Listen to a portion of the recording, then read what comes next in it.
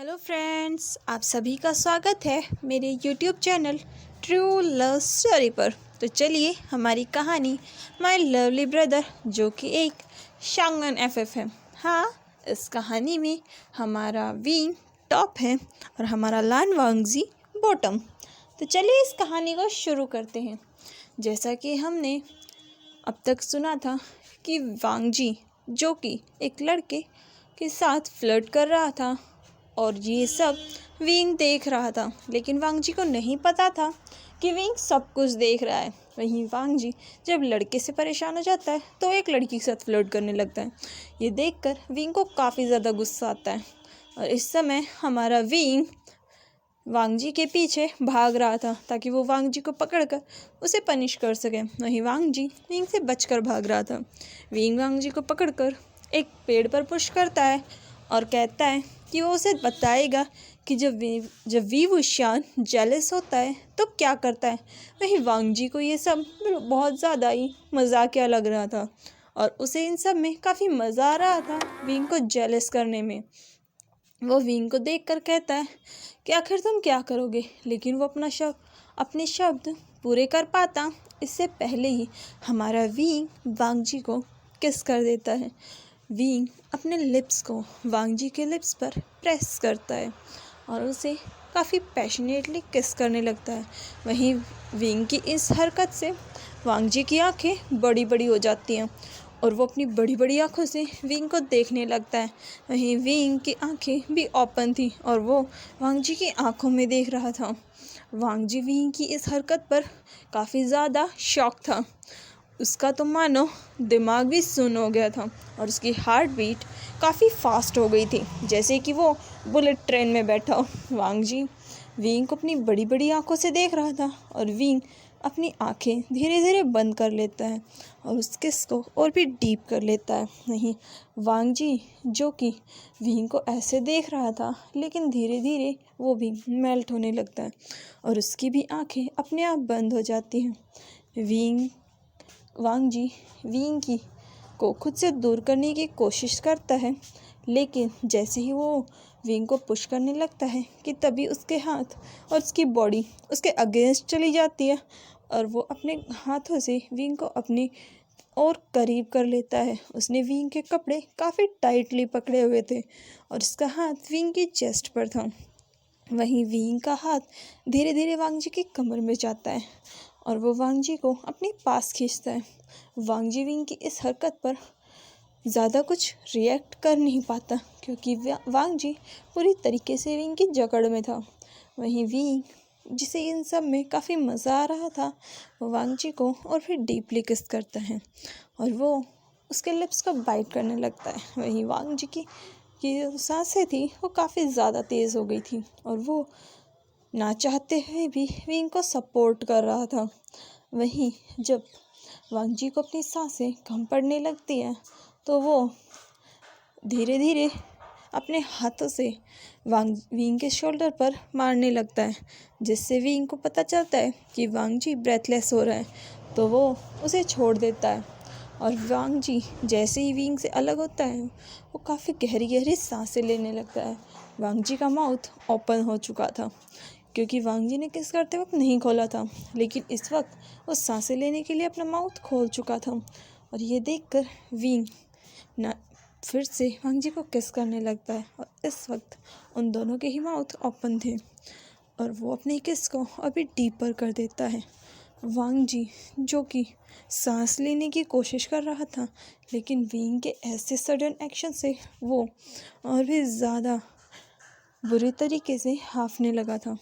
वांगजी की हालत ख़राब हो रही थी। वहीं विंग को तो मानो एक चांस मिल गया था अपने प्यार को प्यार करने का और वो विंग के साथ वांगजी के साथ अपनी किस में और भी ज़्यादा खो जाता है।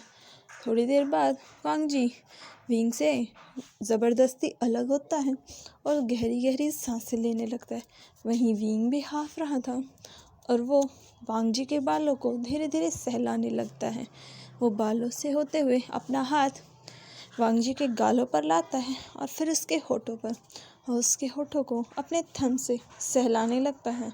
वहीं विंग के हाथों पर वांग जी का सलाइवा भी लग गया था, लेकिन विंग को इस बात से कोई फ़र्क नहीं पड़ रहा था। वो धीरे धीरे वांग जी के होठों को सहला रहा था। वहीं वांग जी अनजाने में ही अपने लिप्स से विंग के थंब को लिक कर लेता है, जो कि विंग के लिए काफ़ी अलग एहसास था और वो वांग जी को अपनी डीप आई से देखने लगता है।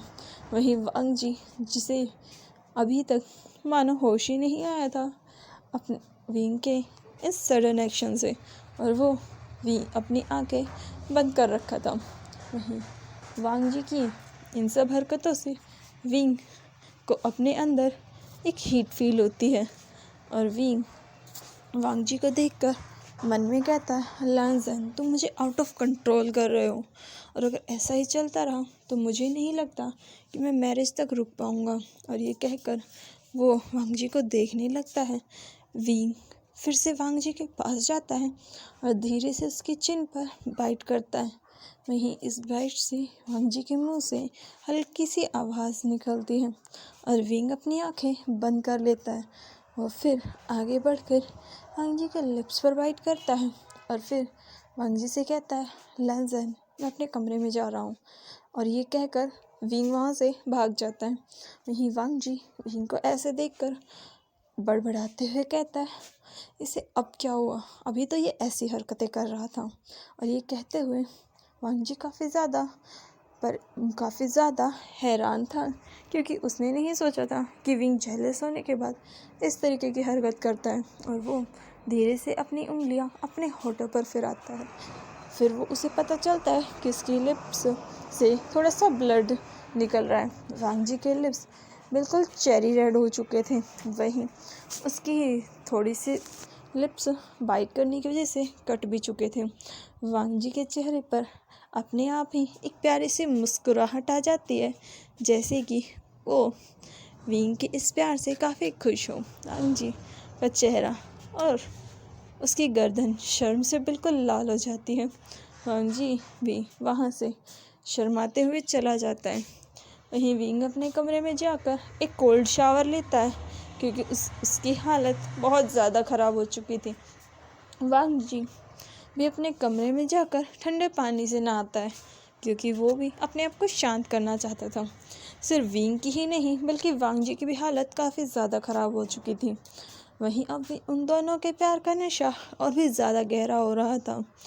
और दूसरी तरफ महाराज और महारानी को भी विंग पर थोड़ा थोड़ा शक हो रहा था, जैसे कि उसका चक्कर कहीं चल रहा हो। महाराज महारानी से कहते हैं, मुझे लगता है कि हमारा बेटा ज़रूर किसी और को पसंद करता है। जिस पर महारानी कहती है, अगर ऐसा हुआ तो ये काफ़ी अच्छा होगा, हम उसके लिए प्रिंसेस ढूंढे इससे पहले वही अपने लिए एक पार्टनर ढूंढ ले। जिस पर महाराज कहते हैं, ये अच्छा तो है लेकिन ये बुरा भी है, क्योंकि हमारे बेटे के लिए एक काबिल पार्टनर होना चाहिए। जिस पर महारानी कहती है, तुम्हें क्या लगता है विंग अपने लिए किसी कमज़ोर को ढूंढेगा? और वो दोनों ऐसे ही विंग के बारे में बातें करने लगते हैं। वहीं समय भी अपनी गति से चल रहा था, क्योंकि वो किसी के लिए नहीं रुकता। देखते ही देखते महीने साल में बदल जाता है और अब विंग और वांग जी को गुरुकुल में 1 साल हो गया था। उनकी परीक्षाएं भी हो चुकी थी और वो अब और भी बेहतर स्टूडेंट बन चुके थे और प्रमोट भी हो चुके थे। वांग जी और विंग, जो कि पहले जूनियर थे, अब वो सीनियर बन चुके थे। उनका 2 साल का ही गुरुकुल का समय था, इसीलिए अब वो सबके सीनियर्स थे। वहीं वांग जी और विंग का प्यार भी अब परवान चढ़ चुका था। वांग जी विंग से काफ़ी ज़्यादा प्यार करता था और विंग भी वांग जी से बहुत ज़्यादा प्यार करता था। गुरुकुल में कोई भी वांग जी की तरफ नज़रें उठाकर नहीं देख सकता था, क्योंकि सबको पता था कि वांग जी कमिटेड है और उसका पार्टनर और कोई नहीं बल्कि इस किंगडम का क्राउन प्रिंस है। और विंग के नाम से सब लोग डरते भी थे और उसकी इज्जत भी करते थे। वहीं विंग एक अच्छा पार्टनर भी बना था और साथ में वो अपने माता पिता का भी काफ़ी ज़्यादा ध्यान रखता था और वो वांग जी के साथ बहुत ज़्यादा समय बिताता था और साथ में अपने पिता के साथ भी। विंग ने थोड़ा बहुत काम महल का भी करना शुरू कर दिया था। वो अब राजपाट को भी समझने लगा था, क्योंकि आगे उसे राजपाट ही संभालना था। इसीलिए उसके पिता ने थोड़ी बहुत जिम्मेदारियां विंग को देनी शुरू कर दी थी।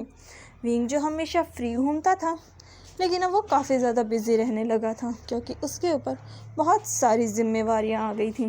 वहीं विंग अक्सर वांग जी को अपने पेरेंट्स से मिलाने के लिए लेकर जाता था, और महाराज और महारानी को भी अब ज़्यादा शक हो गया था कि विंग को ज़रूर वांग जी पसंद है।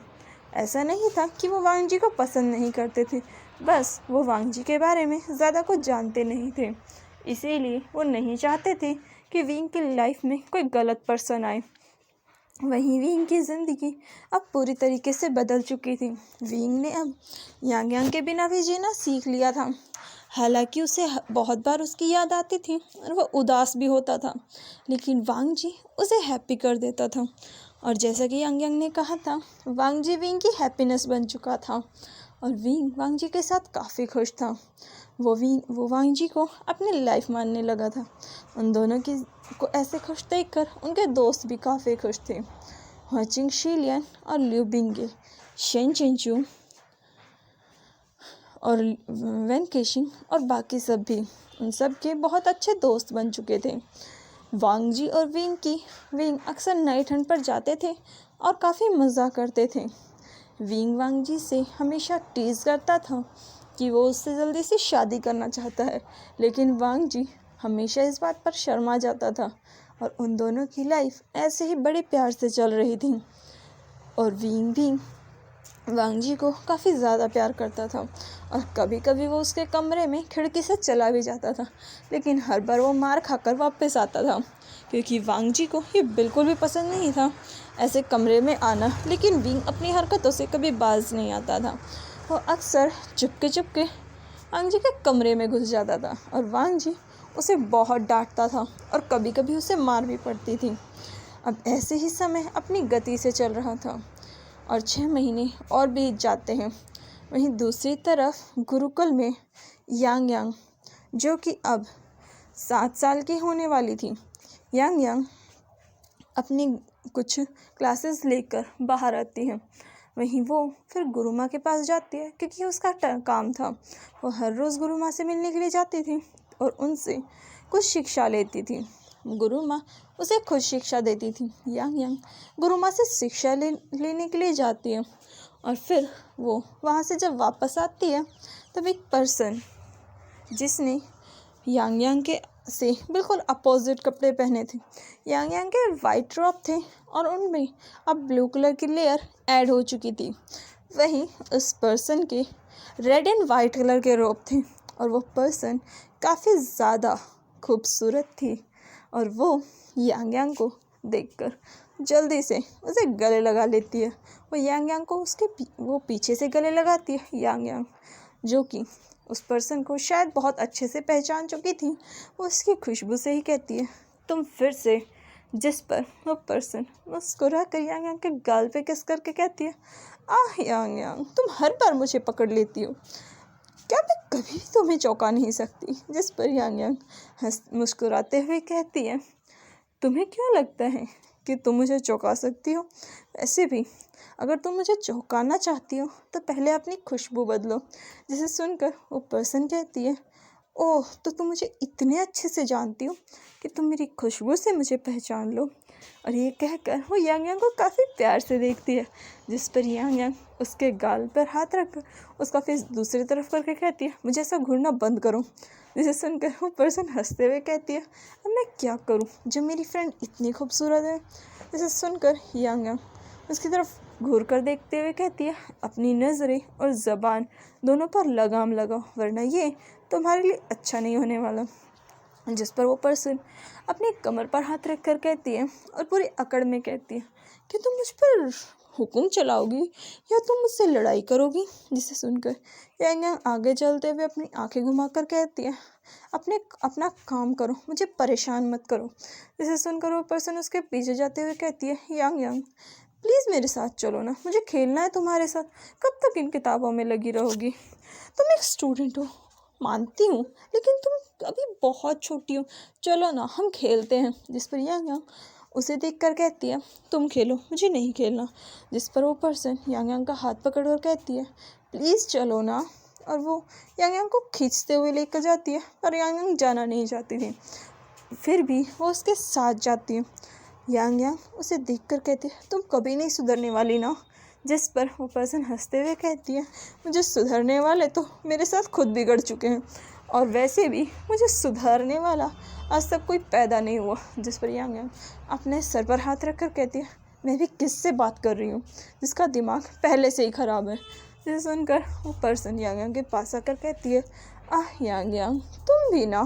और फिर वो यांग यांग को अपने साथ लेकर जाती है और वो दोनों अपने खेल में व्यस्त हो जाते हैं।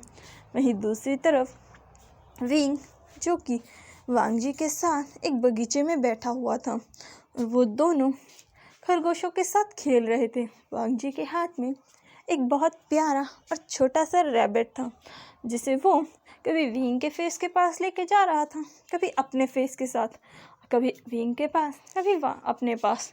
और ऐसे ही वो उस खरगोश के साथ खेलते हुए कहता है विंग ये बिल्कुल तुम्हारी तरह दिखता है। जिसे सुनकर विंग मुंह बनाकर कहता है तुम्हें मैं एक खरगोश दिखता हूँ क्या, मैं तो एक लायन हूँ। जिसे सुनकर वांग जी हंसते हुए कहता है विंग तुम्हारे खरगोश जैसे दांत है तो तुम हुए ना एक खरगोश, और वैसे भी मैंने देखा है तुम चुपके चुपके कभी कभी गाजर भी खाते हो, इसका मतलब तुम पक्का एक खरगोश हो। जिसे सुनकर वांग जी विंग मुंह बनाकर कहता है क्या गाजर खाने से कोई खरगोश बन जाता है, फिर तो यहाँ पर सभी खरगोश हैं। जिसे सुनकर वांग जी हंसते हुए कहता है विंग तुम ऐसे चिढ़ क्यों रहे हो, मैं तो मजाक कर रहा था। जिसे सुनकर विंग कहता है हाँ, और तुम्हें हमेशा मेरे साथ यही मजाक करना रहता है कि मैं कोई ना कोई एनिमल हूँ। जिसे सुनकर वांग जी कहता है विंग, और फिर वो दोनों ऐसे ही हंसी मजाक करने लगते हैं। फिर वांग जी विंग से पूछता है विंग क्या मैं तुमसे एक बात पूछूं, क्या तुम मुझे जवाब दोगे। जिस पर विंग कहता है क्या मैंने कभी तुम्हारी किसी बात का जवाब नहीं दिया, मैं हमेशा तुम्हारी बात का जवाब देता हूँ और इसमें पूछने की क्या ज़रूरत है। जिस पर वांग जी अपनी नज़रें झुका कहता है विंग यांग यांग कब आने वाली है। यांग यांग का नाम सुनते ही विंग के चेहरे की स्माइल गायब हो जाती है और वो उदासी के साथ कहता है मुझे नहीं पता, बाबा तो मुझे उसके बारे में कुछ बताते भी नहीं हैं, क्या वो मुझे नहीं पता कि वो ऐसा क्यों कर रहे हैं। मुझे तो ऐसा लगता है जैसे वो मुझे सज़ा दे रहे हो कि यांग यांग के जाने के पीछे मेरा हाथ है और इस बात की मुझे सज़ा मिल रही है। जिसे सुनकर वांग जी अपनी नज़रें उठाकर कहता है विंग मुझे उसकी बहुत याद आती है, पता नहीं वो कैसी होगी और वो कितनी बड़ी हो गई होगी। जिस पर विंग कहता है तुमने सही कहा, उसे गए 1 साल से ज़्यादा हो गया है और अब मुझे भी उसकी बहुत याद आती है, लेकिन मैं क्या करूं, मैं ना उससे मिल सकता हूं ना उससे बात कर सकता हूं। फिर वांग जी विंग को देखकर कहता है विंग जब वो वापस आएगी हम उसे बहुत प्यार करेंगे, जितना प्यार हम उसे नहीं कर पाए थे। जिसे सुनकर विंग भी मुस्कुरा कर कहता है हाँ हम उसे बहुत प्यार करेंगे। और वो दोनों यांग यांग के बारे में काफ़ी सारी बातें करते हैं, जैसे कि वो उसके लिए क्या क्या खरीदेंगे और कैसे प्यार करेंगे। उनकी बातें सुनकर नी हुसैन वहाँ आता है और उनकी बातें सुनकर कहता है तुम दोनों ऐसे बात कर रहे हो जैसे यांग यांग तुम्हारी बेटी हो। जिसे सुनकर विंग और वांग जी नी हुसैन की तरफ गुस्से से घूरते हुए कहते हैं तुम कहना क्या चाहते हो। जिस पर नी हुसैन उन दोनों का गुस्सा देखकर अपने आप को बचाते हुए कहता है मेरे कहने का ये मतलब था कि यांग यांग तुम्हारी बहन है, तुम्हारी बेटी नहीं। जिसे सुनकर विंग कहता है तो क्या हुआ, वो हमारी बहन है तो वैसे भी हम उससे बहुत प्यार करते हैं। जिसे सुनकर नी हुसैन कहता है हाँ, और कोई अगर तुम्हारी ये बातें सुनेगा और उसे ना पता हो कि यांग यांग कौन है तो उसे लगेगा कि तुम दोनों अपने बच्चे के बारे में बात कर रहे हो कि तुम उसे कितना प्यार करोगे। जिसे सुनकर विंग नी हुसैन से कहता है क्या फ़र्क पड़ता है, भले ही वो मेरी छोटी बहन है लेकिन मेरे लिए वो बहुत अजीज़ है। और वो दोनों नी हुसैन से कहते हैं कि तुम हमारे बारे में जो चाहे वो सोच सकते हो, लेकिन हम यांग यांग से बहुत प्यार करते हैं। और ऐसे ही वो दोनों उसे अपने और यांग यांग के बारे में बहुत कुछ बताते हैं। वहीं नी हुसैन जब उन दोनों का ये रूप देखता है तो वहाँ से जाते हुए कहता है, मैं यहाँ से जा रहा हूँ इससे पहले कि मैं तुम दोनों की इन बातों से पक जाऊँ। और ये कहकर वो वहाँ से चला जाता है। वहीं वांग जी और विंग आपस में बातें करने लगते हैं कि वो क्या कुछ करेंगे। वहीं विंग के पेरेंट्स जो कि महल में बैठे हुए थे, महारानी महाराज से पूछती हैं, क्या आपने विंग की शादी के बारे में कुछ सोचा है? जिस पर महाराज महारानी की तरफ देखकर कहते हैं, विंग बड़ा हो चुका है और वो जल्दी ही राज्य की जिम्मेवारी संभाल लेगा। मैं सोच रहा था क्यों ना मैं विंग की ताजपोशी कर दूं और उसके बाद उसकी शादी। जिसे सुनकर महारानी कहती है, वैसे आपका कहना तो सही है, बिल्कुल सही है, लेकिन हम विंग को शादी के लिए मनाएंगे कैसे? वो तो उस लड़के लान वांग जी को पसंद करता है। जिसे सुनकर महाराज कहते हैं, काश हमारे पास कोई रास्ता हो विंग को समझाने का। फिर महारानी महाराज से पूछती है, क्यों ना हम उसकी शादी लान वांग जी से ही करा दें। जिसे सुनकर महाराज कहते हैं, मैं भी तो यही कराना चाहता हूँ, लेकिन अगर हम उसकी शादी उस प्रिंसेस से करवाएंगे जिसके बारे में हमारे पास लेटर आया है, तो हमारे जो दोनों देशों के बीच के रिश्ते हैं वो काफ़ी अच्छे हो जाएंगे और दोनों राज्य आपस में मिलकर रहेंगे। जिसे सुनकर महारानी कहती है, मैं अपने बेटे की शादी राजनीतिक मुद्दों पे नहीं कराना चाहती। जिसे सुनकर महाराज कहते हैं, वो अगला होने वाला राजा है और ये उसका दायित्व है कि वो अपनी प्रजा और अपने लोगों की सुरक्षा और उनकी खुशियों के लिए हर कीमत पर हर एक काम करें। जिसे सुनकर महारानी उदास होकर कहती है, मेरे बेटे की ज़िंदगी इस शाही बलि पर नहीं चढ़ेगी। लेकिन महाराज उन्हें समझाते हैं। वहीं वांगजी और विंग इन सब से बेखबर अपने प्यार भरे पल जी रहे थे। उन्हें तो खबर भी नहीं थी कि उनकी ज़िंदगी में शायद कोई तूफान भी आ सकता है जो उनके इस प्यार से बने महल को तोड़कर राख राख में बदल सकता है। लेकिन क्या कोई बचा पाएगा इनके इस प्यार भरे बने महल को, और यांग यांग कब वापस आएगी? चलिए आज की कहानी यही ख़त्म करते हैं। मिलते हैं नेक्स्ट पार्ट में। और हाँ, नेक्स्ट पार्ट काफ़ी मज़ेदार होने वाला है, क्योंकि शायद नेक्स्ट पार्ट में हमारी यांग यांग वापस आ जाए और देखते हैं कि उसे अपने भाई से वही प्यार अपनापन मिलता है या नहीं। Thank you. और हाँ, प्लीज़ मेरे चैनल को लाइक करो, शेयर करो, सब्सक्राइब करो और कमेंट करो। Thank you. Bye bye. Take care. Hello friends.